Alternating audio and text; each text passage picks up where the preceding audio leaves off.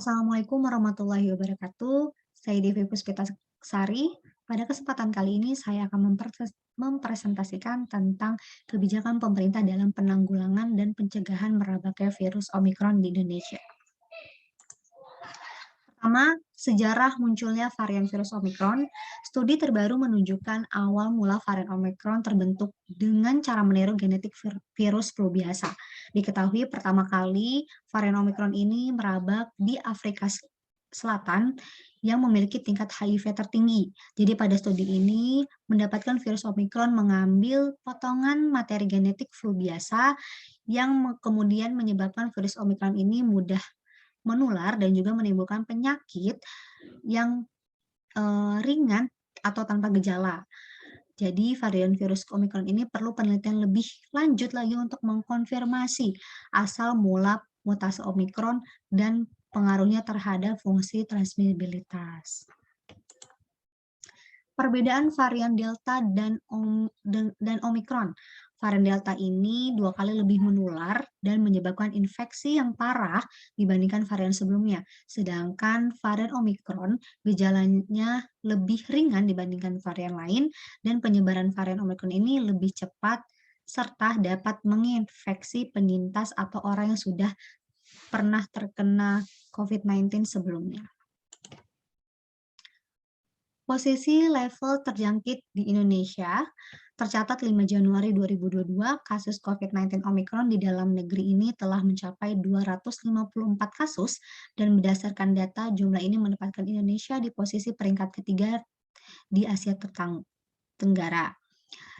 Hingga Senin 10 Januari 2022, Kementerian mencatat penambahan konfirmasi Omikron Indonesia dengan total konfirmasi Omikron sebanyak 506 kasus, di mana penambahan kasus ini didominasi oleh pelaku perjalanan luar negeri yang angka probable Omikronnya juga terus mengalami peningkatan, dan hasil WGS juga membuktikan proporsi varian Omikron ini telah mendominasi. Pemerintah mengubah perjalanan Nataru seiring dengan mengancamnya penularan varian Omikron. Strategi pemerintah dilakukan dengan penerapan protokol kesehatan bagi pelaku perjalanan. Hal ini memicu kontradiksi Omikron pada liburan Nataru. Pemerintah melakukan pengawasan pada pelaku perjalanan luar negeri, yaitu dengan pengawasan di terminal penumpang, pelabuhan, dan juga lainnya, dan kewajiban tes antigen, di mana para penumpang bus antar kota, antar provinsi melakukan tes antigen secara gratis. Hal ini dilakukan untuk memperketat pelonggaran kebijakan yang akan meningkatkan pergerakan masyarakat dan kelonjakan kasus COVID-19 Omicron ini. Lalu angka positif COVID-19 disumbangkan oleh pelawat luar negeri. Indonesia sebagian besar peningkatan kasus COVID-19 ini disebabkan oleh pelaku perjalanan luar negeri, di mana tingkat positif kedatangan dari luar negeri 65 kali lebih tinggi dibandingkan dengan transmisi lokal. Maka Menkes memberikan hipotesis bahwa sebagian besar dari kasus COVID-19 Omicron ini disebabkan oleh kedatangan luar negeri, di mana kasus ini disumbangkan oleh negara-negara seperti Turki, Arab Saudi, Amerika Serikat, dan Uni Emirat Arab. Salah satu pelanggaran karantina yang dilakukan oleh selebgram Rachel Fenya ini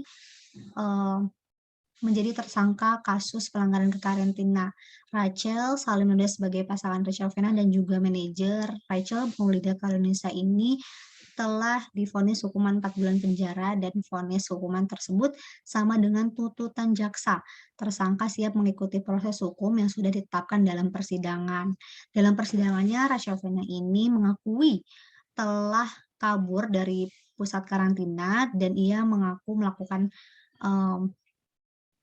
membayar 40 juta agar bisa kabur dari karantina. Alasan lain, ia juga merasa tidak nyaman kalau melakukan karantina di Wisma Atlet. Rachel ini telah ditetapkan sebagai tersangka karena telah melanggar pasal 14 UU No. 4 tahun 1984 tentang wabah penyakit menular dan pasal 93 Undang-Undang No. 6 tahun 2018. Kebijakan pemerintah dalam mencegah penyebaran, pemerintah telah melakukan beberapa kebijakan untuk mencegah penyebaran, yaitu pembatasan sementara pelaku perjalanan internasional yang berasal dari negara atau wilayah yang sudah memiliki transmisi komunitas Omikron. Yang kedua, kebijakan karantina ialah kunci pencegahan importasi kasus. Dan yang ketiga, pemerintah menetapkan aturan mobilitas masyarakat. Sekian presentasi dari saya. Terima kasih. Wassalamualaikum warahmatullahi wabarakatuh.